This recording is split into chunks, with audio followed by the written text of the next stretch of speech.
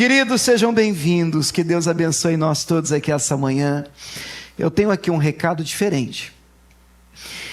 Gostaria muito que você me ouvisse com atenção, vou tentar ser breve, mas isso não faz do recado um recado menos importante. Essa semana que passou, dia 31 de outubro, nós comemoramos, nós cristãos, a Reforma Protestante. Eu não sei se... Eu tenho percebido que muitos que frequentam uma igreja, e estou falando de igrejas sérias, há muitos anos não fazem a menor ideia do que isso significa, do que isso representa, e principalmente da aplicação disso para a nossa vida, para o nosso relacionamento com Deus nos dias de hoje. Eu gostaria muito que você me ouvisse com o coração aberto, e gostaria que você, à medida em que fosse me ouvindo, você, claro que puder, você que gosta de sublinhar aí a sua Bíblia, de tomar aí as suas anotações, você o fizesse. Porque aonde se deseja um relacionamento sério e profundo com Deus, estas marcas precisam estar. Então, toda vez que você pensar em um relacionamento sério e profundo com o Senhor, eu penso que vale a pena trazer à memória estes fundamentos da fé cristã. Então eu sei que existem mensagens e mensagens, olha, muito bem explicado, né? Mas tem aquela palavra que ela vem e nos levanta, e Deus é muito gracioso, o Espírito Santo que não erra o time, o tempo, ele é fantástico. Aquele momento em que ele sabe que a gente precisa de uma palavra de encorajamento, uma palavra de força para continuar, uma palavra para prosseguir, uma palavra para nos levantar, tudo isso o Espírito de Deus faz, eu sou muito grato a Ele por isso. Mas essa é uma palavra... ela é bem racional, que nos leva, com a intenção de nos levar de volta a raízes profundas no verdadeiro cristianismo, no verdadeiro evangelho. Isso não tem a ver com o fato de você ser ou não calvinista, arminiano, isso é outra coisa. Nós estamos falando da reforma que nós comemoramos no dia 31 de outubro, enquanto alguns estavam comemorando por aí o Halloween, para nós crentes cristãos, e quem é crente com força aqui, diga amém. Pronto, para nós eu penso que vale muito a pena nos lembrar do que essa data representa. Eu coloquei aí, gostaria de ler com vocês, no último dia 31 de outubro desse ano de 2024, porque fica gravado para outros dias também o nosso culto, a Reforma Protestante completou 507 anos. 507 anos. Todo cristão deveria saber do que se trata tal reforma e quais as implicações dessa reforma no nosso relacionamento com Deus. Eu vou explicar um pouquinho para vocês, uma questão histórica, mas eu quero adiantar para vocês que fruto dessa reforma se cunhou o que se chama dos 5 famosos solas. Essa palavra sola é latim, significa somente, apenas. Então em latim foi cunhado sola scriptura, somente a escritura. Sola gratia, que significa somente a graça, claro, a graça de Deus.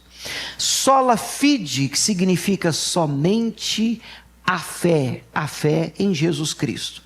Solos Christus, que significa somente Cristo. E finalmente, soli deu glória, somente a Deus a glória. Será que a gente pode repetir, não em latim, mas em português? Será que dá para gravar? Vamos tentar junto comigo. Número 1, somente as Escrituras. Número 2, somente a graça. Número 3, somente a fé. Número 4, somente Cristo. Aleluia. E número 5, somente a Deus a glória.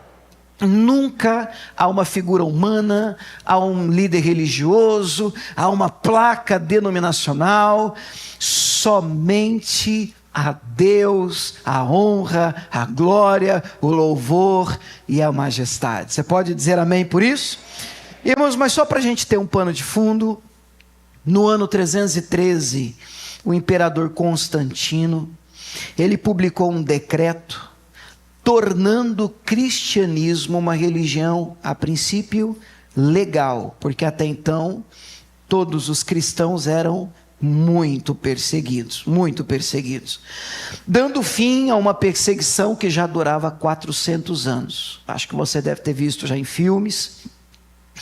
Se enrolava crentes em peles de animais e soltava na arena para que eles fossem devorados, comidos por leões e animais ferozes, mordidos por cachorro. Famílias inteiras foram mortas assim. Muitos cristãos foram queimados como tochas humanas nas ruas de Roma.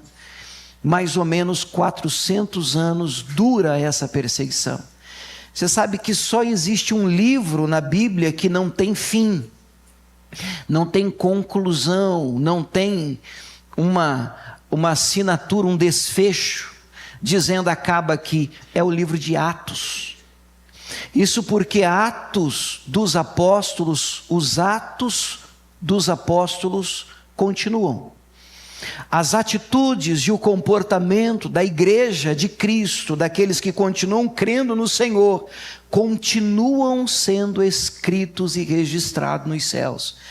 O nosso comportamento de cristãos e como igreja madura, perdura. Só que naquela época, você sabe, a igreja foi espalhada graças a essa perseguição, mas Deus, que usa tudo para a glória dele, faz com que essa perseguição e o fato dos crentes serem espalhados, o evangelho chega. Olha, hoje nós aqui reunidos em nome do Senhor Jesus de Nazaré. Você pode dizer glória a Deus por isso? Depois que o cristianismo se torna uma religião legal, depois de 70 anos aproximadamente, ele se torna a religião oficial do Império Romano. Isso foi maravilhoso e ao mesmo tempo terrível e tenebroso para a história da fé cristã. Por que maravilhoso? Porque aquelas perseguições sangrentas, elas acabam, elas terminam. E por que terrível? Porque infelizmente a porta de entrada para o Evangelho de Cristo, e a minha Bíblia diz que ela é estreita, ela escancara a tal ponto que agora as pessoas eram chamadas de cristãs, elas eram denominadas cristãs, sem nunca ter tido um encontro genuíno com Cristo, sem entender nada do que está escrito, sem ter tido contato com o Evangelho e nem experiência com Deus. Com isso, o Evangelho começa a ser diluído. Crendices entram no meio da igreja. E esse evangelho que até então, para ser crente, tinha que estar disposto a dar a vida por Jesus de Nazaré, agora não. Agora é quase que um modismo, agora é uma questão de agradar o governo, é uma questão de, agora eu sou cristão, mas de fato não era. Queridos, nessa altura, o evangelho de Cristo está completamente alterado no meio da igreja. Muita coisa que a gente vê hoje na igreja de Cristo, eu falo igreja, não estou falando de denominação específica, eu estou falando de igreja no geral. Eu penso que quando a gente fala de uma reforma do cristianismo, uma reforma protestante, eu penso que nós não estamos muito distantes da necessidade de uma nova reforma. Porque algumas pessoas têm dificuldades de acreditar em um verdadeiro evangelho, um puro evangelho, mas elas gostam de diluir e de infiltrar algumas crendices, algumas coisas que na verdade elas não deveriam existir, porque não estão na palavra de Deus. A coisa ficou tão séria que já se negociava a compra de terrenos no céu. Eu acho que historicamente você deve saber disso. Já se negociava a compra da salvação. Já se podia pagar com dinheiro para os cofres da igreja um pedacinho do céu, a entrada no céu, um espaço garantido para mim e para minha família, como se nós estivéssemos negociando um terreno num cemitério para amanhã ser enterrado.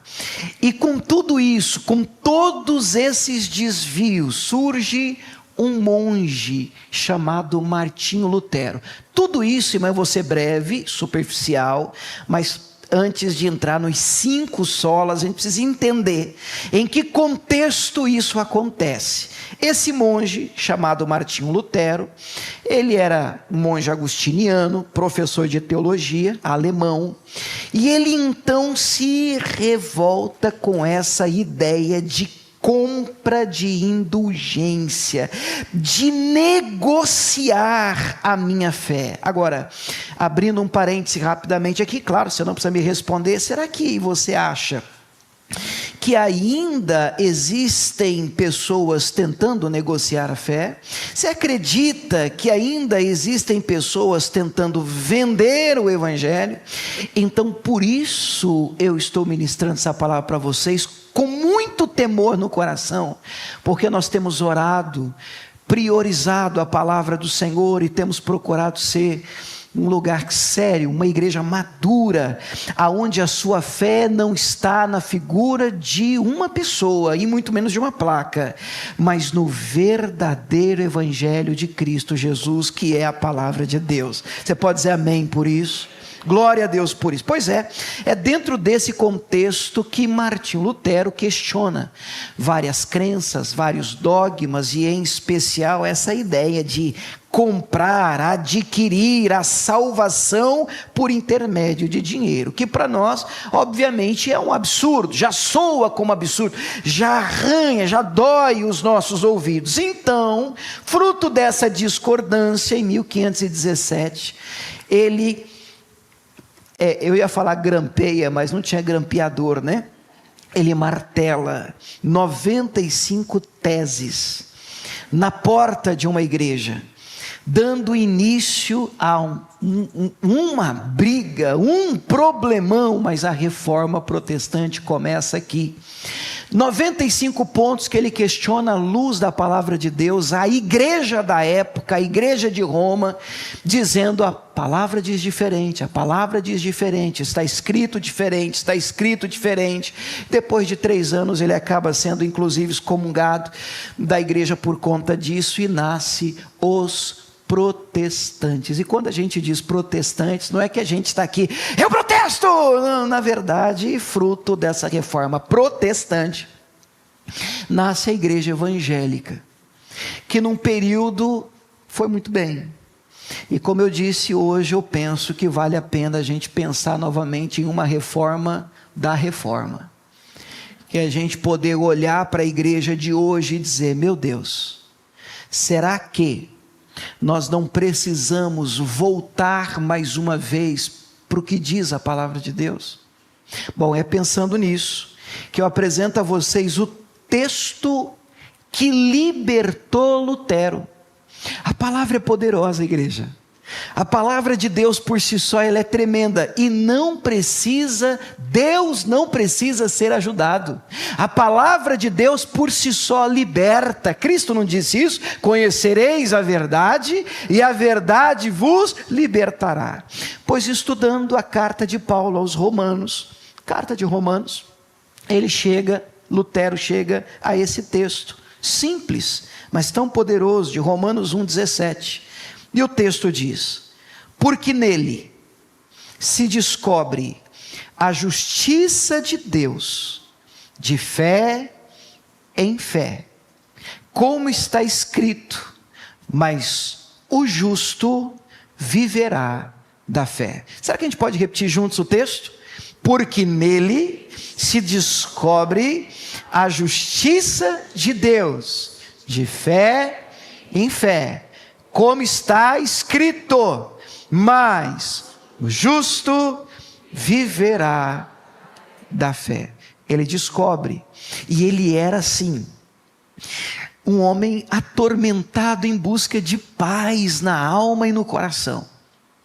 Lutero, alguns historiadores afirmam que ele se confessava todo dia, ele se autoflagelava, ele se batia, porque ele queria cumprir tudo, ele queria viver a palavra, ele fazia tudo que o mandavam ou mandasse fazer, a fim de que ele alcançasse paz. Mas ele percebe com esse texto que o que nos justifica diante de Deus não é necessariamente o que eu faço ou deixo de fazer, mas é a minha fé no Cristo que fez uma obra linda na cruz do Calvário por mim. Você entende isso? E aí surge então os 5 solas, e aqui eu penso, eu acredito, eu oro para que isso fique um pouco mais claro. Vamos repetir antes da gente entrar em todos eles, ou pelo menos estudá-los de uma maneira breve. Número 1, somente as Escrituras. Número 2, somente a graça. 3, somente a fé. 4, somente Cristo. E 5, somente a Deus a glória. Número 1, eu gostaria muito que você me ouvisse pensando assim, tá? Não estou contando uma historinha para vocês. Depois da descida do Espírito Santo em Atos 2, talvez esse seja o evento mais importante da igreja e merece ocupar um lugar no nosso coração. Eu gostaria que você me ouvisse, e eu sei que a gente só compra aquilo que a gente vai usar. A gente não vai abraçar uma palavra, qual é a aplicação disso? Então, me ouvindo, eu gostaria que você sempre buscasse responder essa pergunta. Tá, mas o que eu faço com isso? No que isso muda a minha vida e o meu relacionamento com Deus? E nós vamos concluir que muita coisa, e para melhor, em nome de Jesus. Amém? O primeiro ponto é esse, irmãos. Somente a Escritura. O que se quer dizer com isso? Significa afirmar que somente a Bíblia é a fonte divina de fé e prática da igreja. E que o Espírito Santo, falando pela Bíblia, é a autoridade máxima da igreja. Você pode dizer amém por isso? Parece uma coisa tão óbvia. Nós acreditamos na palavra, mas esses dias, com o surgimento de uma teologia chamada liberalismo teológico, isso tem sido sutil, já tem sido importado da América para cá. Isso significa que algumas pessoas estão relativizando a Bíblia. E eles dizem, você já deve ter visto por aí, que a Bíblia é um livro ultrapassado. Alguns afirmam até que ela precisa de atualização. Ela precisa ser reescrita. Ela precisa ser, lida de uma maneira hoje diferente, afinal de contas os tempos mudaram. Mas eu gostaria de dizer para essa igreja aqui, essa manhã, que passarão os céus e a terra, mas a palavra do Senhor jamais passará. Que Deus nos leve de volta às veredas antigas. Em Hebreus, e aí Samuel conta agora com a tua ajuda aí, em Hebreus no capítulo 1, verso 1, está escrito assim, eu vou ler, vou jogar bastante informação, você toma nota e faz a correria depois. Havendo Deus antigamente falado muitas vezes e de muitas maneiras aos pais pelos profetas, a nós, falou-nos nestes últimos dias pelo Filho, com F maiúsculo, é Jesus, o Filho de Deus, a quem constituiu o herdeiro de tudo e por quem também fez o mundo. Ele fala pelo Filho, o Filho é o verbo é a palavra, e é a palavra que liberta o homem. Aí você me pergunta, tá bom pastor, mas eu não posso ter uma experiência pessoal com Deus? Pode. Eu não posso, por exemplo, através de um sonho, Deus tratar comigo algo. Tudo que Deus proporcionar de experiência para você ou com você, estará dentro dos parâmetros desta palavra. Deus não vai te revelar, te falar, fazer você sonhar, apontar para você uma coisa diferente do que está escrito. Isso é tão sério que lá em Gálatas, no capítulo 1, no verso 8, o apóstolo Paulo escrevendo essa igreja diz assim, cheio do Espírito Santo, mas ainda que nós mesmos, apóstolos, ou um anjo do céu vos anuncie outro evangelho, além do que já vos tenho anunciado, seja anátema. O que é anátema? Maldito, coisa maldita, maldição. Então qualquer outro evangelho anunciado, ou diluído, ou misturado, ou dizendo é a Bíblia, mas também é mais isso, é a Bíblia, mas também é mais aquilo, seja amaldiçoado, é o que diz o texto sagrado. Em 1 Coríntios, no capítulo 4, no verso 6, Paulo também, escrevendo à igreja de Corinto, diz, cheio do Espírito Santo: eu, irmãos, apliquei estas coisas por semelhança a mim e a Apolo, por amor de vós, para que em nós, escute, aprendais a não ir além do que está escrito. Gente, vamos repetir essa frase, diga assim comigo: eu não posso ir além do que está escrito. Muito bem, então esse primeiro ponto, qual é a aplicação disso prática para mim hoje? Toda decisão que você for tomar, tenha muito cuidado. Nós somos uma igreja renovada, nós acreditamos no fluir do Espírito Santo, nos dons espirituais. Eu acredito que o Espírito Santo distribui dons à igreja, e existem dons fantásticos. Em 1 Coríntios 12, palavra de conhecimento, palavra de sabedoria, dons de fé, dons de curar. Mas ainda que alguém chegue do Espírito Santo, lhe dê uma palavra, lhe entregue uma direção, ou o que muitos chamam de uma revelação, pelo amor de Deus, ela precisa estar em conformidade com a palavra de Deus. Na prática, como é que eu, William, vivo? Eu escuto e me pergunto: legal, gostei, onde é que está escrito isso? Na prática é isso. Tá bom, você está me dizendo isso em nome do Senhor, mas onde é que está escrito isso? Onde é que a palavra diz isso?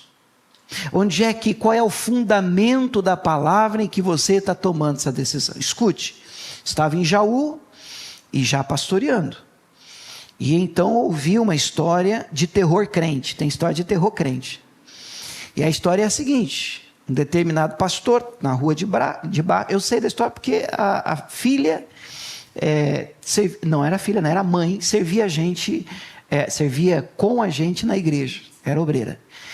E então, esse determinado pastor está ministrando, está pregando, alguém passa mal no meio da igreja, manifesta com um espírito maligno, mas aquele demônio que manifestou já gritando, e gritando com o pastor.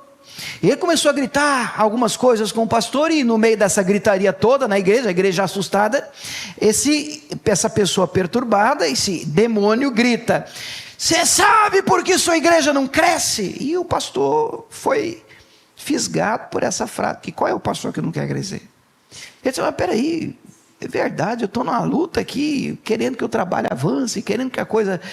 E ele parou para ouvir e disse assim: demônio, por que a minha igreja não cresce? Já está errado, né, irmão? Perguntar para outro, né? Mas o demônio, por que eu vou dizer para você por que a sua igreja não cresce? Porque você abriu no lugar errado. Eu acho que eu contei isso aqui para vocês. Você abriu a igreja no lugar errado. O pastor: se você abrir na rua de cima, vai lotar. Não, pior do que o demônio falar isso é o pastor fechar e abrir na rua de cima. Então, quando a gente diz somente a Escritura, é sério. É sério. Não escute qualquer outra voz que não seja a de Deus. E a voz de Deus está aqui, na sua palavra. Você pode dizer amém? Esse é o primeiro dos 5 pontos. Segundo ponto, ou segunda coluna da igreja cristã: sola fide significa somente a fé. Mas a fé é no lugar certo, e só em Jesus Cristo de Nazaré. A nossa fé precisa estar no Senhor. E o que isso significa? Bom, significa afirmar que Deus nos justifica pela fé somente, sem a mediação dos sacerdotes, de sacramento, ou mesmo até da figura da igreja, placa, religião. Em qualquer lugar e a qualquer momento, nós podemos livremente, igreja, isso é fantástico, nos dirigir a Deus em fé. Você pode dizer amém por isso, de maneira direta, mediante Jesus Cristo, e obter o perdão dos pecados, sem pagar nada, porque Cristo já pagou, a justificação pela fé e a vida eterna. Você pode dizer glória a Deus por isso? Isso é fantástico, só que a nossa fé tem que estar no lugar certo. Lá em Marcos 11, você não precisa colocar, porque esse eu não preparei, mas Jesus vê de longe uma figueira, e aí vai ver se tem fruto, não tem, aí ele diz, nunca mais ninguém vai comer fruto de ti. Os discípulos ouvem isso, no outro dia eles passam cedo, e quando eles estão passando por ali, o Pedro olha assim e diz, mestre, não é que a figueira que o Senhor amaldiçoou secou desde a raiz? Aí Jesus responde assim, tende fé em Deus. Aí algumas pessoas dizem assim, pastor, eu tenho fé em Deus, pastor. Eu tenho fé em Deus e no trevo de 4 folhas. Aí a carteira parece um matagal, o dinheiro que é bom nada. A fé é só em Deus. Mas pastor, eu tenho fé em Deus e na ferradura atrás da porta. É só em Deus, é só em Jesus. Mas eu tenho fé em Jesus, pastor, e eu tenho que esse pezinho de coelho, né? Que não deu sorte para o coelho, né? E vai dar para você. Somente em Jesus. Amém? A nossa fé tem que estar somente em Jesus. Número 3, somente a graça. Vamos repetir? Somente a graça. O que isso quer dizer? Bom, significa afirmar que a graça de Deus nos é dada para nos habilitar a crer. Nos transforma, nos regenera, para que possamos crer no Senhor Jesus. Nós somos salvos pela graça e não pelas obras, já explico isso, as obras que realizamos, e muito menos pela aquisição de indulgência, sacrifício, eu vou pagar porque é isso que vai me salvar. É óbvio que não, porque Cristo já fez sacrifício, é pela graça, e a graça é um presente da parte de Deus. Você pode dizer amém por isso? Olha só o que diz Efésios 2,8, que texto fantástico. Efésios 2,8 diz assim, porque pela graça sois salvos, por meio da fé, e isso não vem de vós, esse é dom de Deus, é um presente do Pai, não vem das obras, para que ninguém se glorie. Pastor, mas como assim não vem das obras, e então eu não posso fazer, ou Deus não quer que eu faça? É claro que Deus procura que você faça. Ao longo de todo esse livro, fazer para Deus é importante. Fazer para Deus é uma orientação bíblica. Trabalhar, servir a Deus, produzir frutos, isso é fantástico. Mas nós não somos salvos por aquilo que fazemos, mas o que fazemos é que mostra que nós somos salvos. Alguém já disse acertadamente, nós não somos salvos pelas obras, mas fomos salvos para as obras. Tiago vai dizer isso com assim, uma perfeição, uma leitura tremenda, porque dependendo de como você lê Tiago, você pode achar que existe aqui uma contradição. Tiago 2,24, eu acho que esse pode não estar aí, se você puder colocar. Tiago 2,24, eu sei que é muita informação, mas vai ficar gravado, depois você corre no YouTube, se te interessar, por favor, ouça novamente. Tiago 2,24 diz assim, igreja, vê se pode, ó. Vedes, então, que o homem é justificado pelas obras e não somente pela fé. Uai, pastor, mas não é pela fé somente e não pelas obras? Aí como a palavra explica a palavra, nós precisamos entender o que é que Tiago quer dizer com isso. Então a gente pode olhar para esse texto de Tiago no capítulo 2 e ler ele um pouquinho com mais tranquilidade a partir do verso 14. Vamos fazer isso? O 14 diz assim, meus irmãos, é para a gente, que aproveita se alguém disser que tem fé e não tiver obras. A preocupação do Tiago. Porventura a fé pode salvá-lo? Se o irmão ou a irmã estiverem nus, tiverem falta de mantimento, comida, arroz, feijão, E algum de vós disser, vai em paz, irmão. Muito acontece demais, né? Vai com Deus, em nome de Jesus, Deus é contigo. E fartados, aquietados. E não lhes derdes as coisas necessárias para o corpo. Que proveito há daí?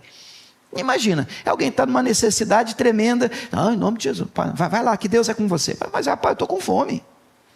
Eu preciso de comer, eu preciso de alguma coisa, eu estou precisando de ser ajudado. Aí o 17 diz, assim também a fé, se não tiver as obras, ela é morta em si mesma. Ah, estou entendendo. E vai ficar mais claro ainda no 18. Mas alguém dirá, 18, tu tens fé, eu tenho obras. Mostra-me a tua fé sem as tuas obras, e eu te mostrarei a minha fé pelas minhas obras. Eu não sei se clareou para você, mas o que Tiago está dizendo aqui é que não dá para uma pessoa afirmar que tem fé em Deus sem obras.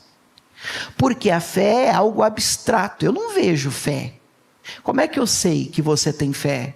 Pelo que você faz, pela maneira como você se comporta, pelo comportamento que você tem. E o texto chama isso de obras. Mas são estas obras que salvam você? Não. Estas obras provam, demonstram a sua fé genuína em Deus. Quem entende isso, diga amém. Muito bem, voltando, número 3. 3 ou 4 agora? Agora é 4. Somente Cristo. Eu amo esses dias a gente tem até soltado algumas coisas sobre isso aqui. E o que isso significa na prática? Significa afirmar que somente Cristo é o mediador entre Deus e os homens. Ninguém mais pode intermediar a salvação. A salvação nos chega livremente pela obra completa e perfeita de Cristo na cruz do Calvário. Você pode dizer glória a Deus por isso? Atos 4:12, texto para você guardar na tábua do seu coração. Atos 4:12 diz assim: em nenhum outro há salvação, porque também debaixo do céu nenhum outro nome há dado entre os homens pelo qual devamos ser salvos.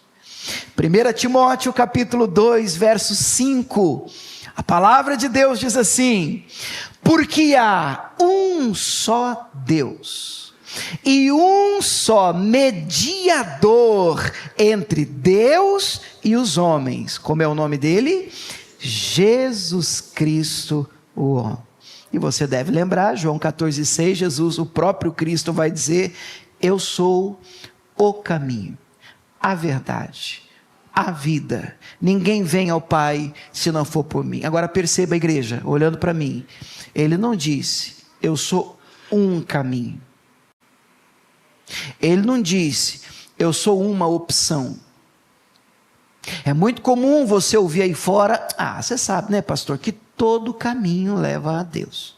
Bom, não é o que diz aqui. O caminho que nos leva a Deus tem nome: Jesus de Nazaré. Ele é, artigo definido, o caminho, a verdade, a vida. Ninguém vem ao Pai se não for por Ele. Você pode dizer amém por isso? E finalmente, número 5, para a gente orar.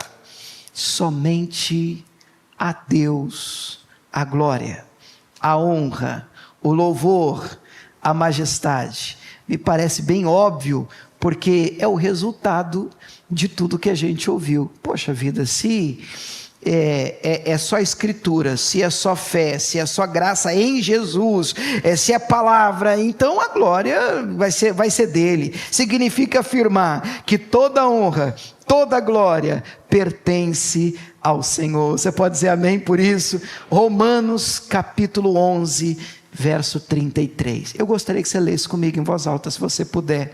Romanos 11, a partir do 33, a palavra de Deus diz assim. Vamos juntos? Ó profundidade das riquezas, tanto da sabedoria como da ciência de Deus. Quão insondáveis são os seus juízos, quão inescrutáveis os seus caminhos.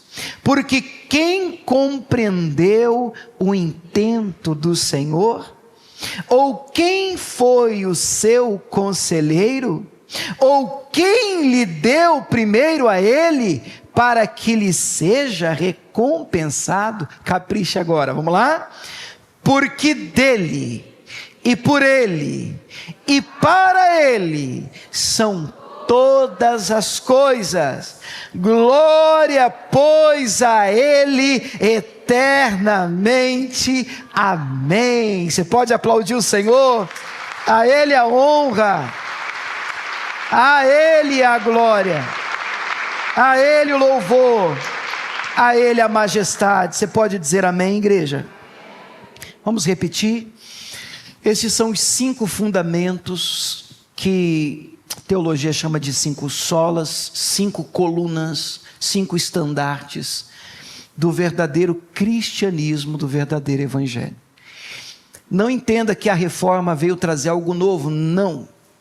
A reforma veio levar a igreja de volta à raiz do evangelho da palavra de Deus. Quais são eles, igreja? Número 1, somente a Escritura. Pelo amor de Deus, cuidado com a sua vida de fé. Nós acreditamos na palavra de Deus, em toda ela, e ela para nós é a nossa regra de fé e prática. Número 2, somente a graça. Obrigado, Jesus, por isso, porque, irmãos, nós merecemos o inferno, e estávamos caminhando passos largos para o inferno, perdidos. Mas Deus amou o mundo de tal maneira, o William, o José, a Maria, o Joaquim, o Benedito, que deu seu Filho unigênito, para que todo aquele que nele crê não pereça, mas tenha vida eterna. E Ele fez isso de graça, é um presente. Ele decidiu nos amar. Número 3, somente a fé. E é só a fé, não é a fé mais isso, não é a fé mais uma crendice, não é a fé mais uma prática cultural, não, é somente a fé em Jesus Cristo de Nazaré. Número 4, somente Cristo, Ele é o único mediador entre Deus e os homens. Eu sou pastor e eu amo ministrar a palavra de Deus, como eu sou feliz falando de Deus, pregando, ministrando, mas para ir a Deus, você não precisa de um pastor, você não precisa de um sacerdote, porque o sumo sacerdote, Jesus de Nazaré, morreu por mim, morreu por você, e te deu livre acesso a Deus. Onde você estiver, pode ser no banheiro da sua casa, você bate o joelho no chão e você diz: Pai, eu entro na tua presença, em nome de Jesus, o novo e vivo caminho. Na presença do Pai, na presença de Deus, você agora está. Glória a Deus por isso. Isso é de graça. E finalmente, número 5, somente a Deus a glória, a honra, o louvor, a majestade. Eu termino lendo com vocês Apocalipse capítulo 5, o pessoal do louvor pode vir, e nós já vamos ceiar. Apocalipse capítulo 5, amo esse texto. A verdade é que todo texto que eu abro aqui, eu digo isso para vocês, né?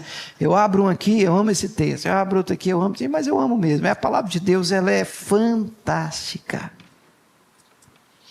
Apocalipse 5, pode abrir sem medo, não tem nenhum problema. Apocalipse na verdade é o livro da nossa vitória, é o livro da nossa vitória.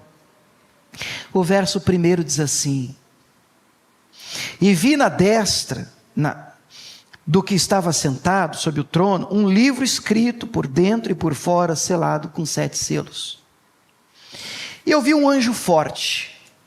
O anjo era forte, anjão forte, bradando com grande voz: é digno de abrir o livro e desatar os seus selos? Você vê que tem um anjo forte, mas esse anjo forte não é digno de abrir esse livro. Então ele grita, ele brada, ele levanta a voz nos céus e diz: quem? Quem pode abrir o livro e desatar os selos?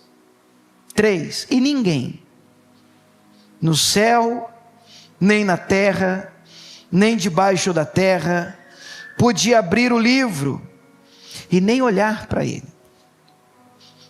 E eu chorava muito, porque ninguém fora achado digno de abrir o livro, nem de o ler e nem de olhar para ele.